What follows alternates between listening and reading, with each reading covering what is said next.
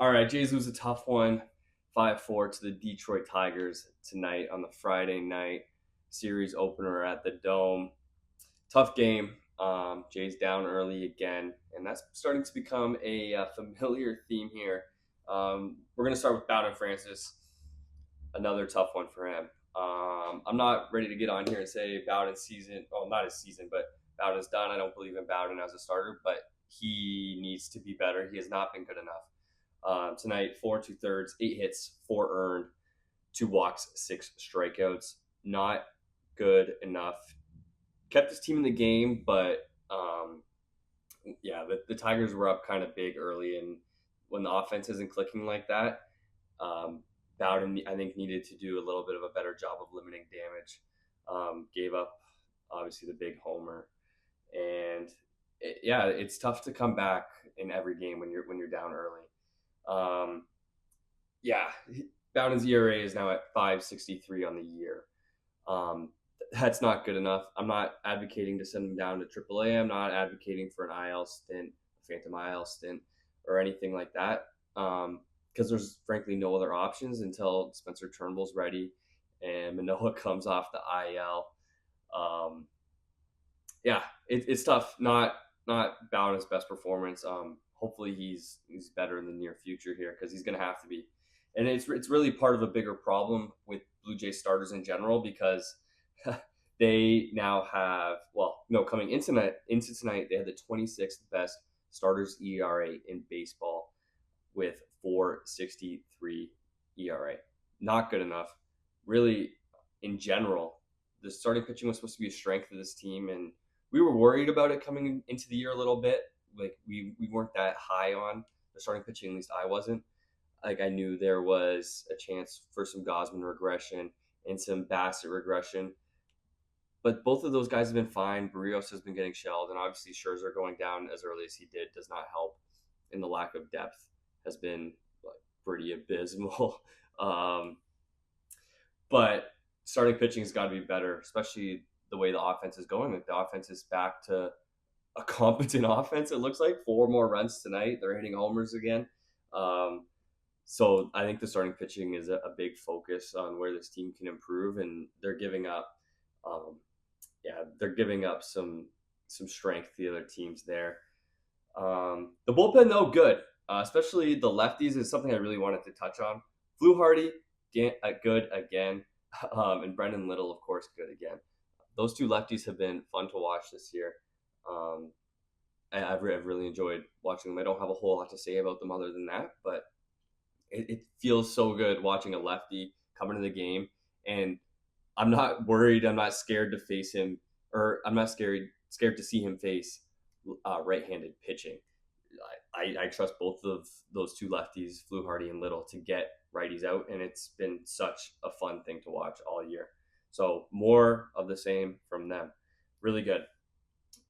Touching on the offense, they battled again. Last time I got on here after the heartbreaking Hoffman save the first game of the Rays series, and I mentioned a lot. I was really impressed with the way the Jays have been battling, especially when they get down early.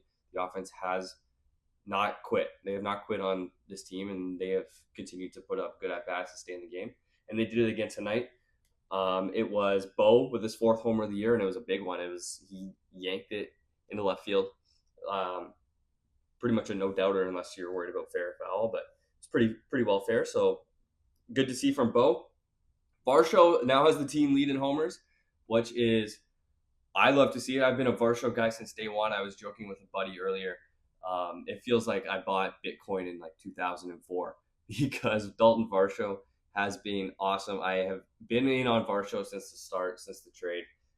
He's a ton of fun to watch in the outfield, and when he's hitting home runs like this, he is as valuable as, I'm not going to say as valuable as any player in baseball, but he should be in top 50 player conversations. His F4 at the end of the season is going to be pretty impressive, especially for a guy that missed a month if he keeps hitting. I am a little concerned that all of his offensive production is coming from the homer right now, but it's early. Tonight was his 12th game, only his 11th start, so lots of time for that to normalize a little bit, and he's going to get a chance to keep swinging the bat the way it's going. He hit third tonight, and with Santander down, and we'll touch on Santander in a moment. Good to see Varsho contributing in a big way. So Jay's back in the game. They're down 4-3 after a couple of homers. Chad Green comes in the game to keep it a one-run game. Fails to do it. Looks fine, has a good inning, but gives up a homer to Javier Baez, who's having a great year. Javi Baez is back. He's kind of on the George Springer arc now that I think about it. But like Chad Green really has not been good this year. His numbers are fine, but he's giving up a ton of homers. And I just wanted to touch on really quickly. I've got it here. He's got a first percentile barrel rate, first percentile average exit velocity, and a first percentile hard hit percentage. That's not good. Obviously, those numbers are terrible. That's terrifying. I honestly was pretty stunned when I opened up Baseball Savant and looked at that. Not good from Chad Green. Something I'm really worried about going forward, and this bullpen cannot get healthy soon enough. We need Nick Sandlin back. We need Swanee back, Eric Swanson, that is, and we need Tommy Nance back, even Burr. Like, these guys have got to get up here because the bullpen's been good. It's been a strong suit or a strong part of the team for the most part. But I think we might be close to the end of Chad Green because those are pretty terrifying peripherals. Santander, night off tonight. Sounds like just a mental day for him, which, like, okay, he needed it, and I understand giving that to a player. Not what you want you almost gave him $100 million this offseason. That is not what you want out of your star. I don't know if we're calling Santander a star, but he hit 44 homers last year.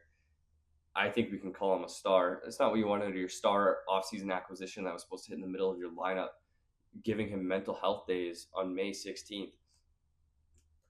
And I get it, and maybe he'll turn the corner and he'll be better from here. And if he does, John Schneider's going to look like a genius. But the fact that he was unavailable off the bench to pinch hit tonight, and he's been pretty bad like early in the season. So I do understand the idea behind it, and giving him the night off, like the full night off, allowing his head to get right. But this team has been lacking in power for the last 2.5 years, 3 years at this point. We need him to be ready to go, and we need him going. Other than that, Jays have now lost 3 of 4 since sweeping Seattle, all those games at home. Not great. They're going to fall 2 games below 500 tonight. So work to be done. Eric Lauer is going to be pitching the bulk of the innings tomorrow. I'm not sure if it's going to be a start or they're going to piggyback Urena. Urena pitched a couple days ago, so I'm not sure he'll be available. But big innings for Lauer tomorrow. The Jays got to find a way to get a game or two off the Tigers here, especially the way they struggled against the Rays. So, yeah, big game tomorrow, and hopefully the Jays can get one of the next two and not fall out of this too far here. That's it for me.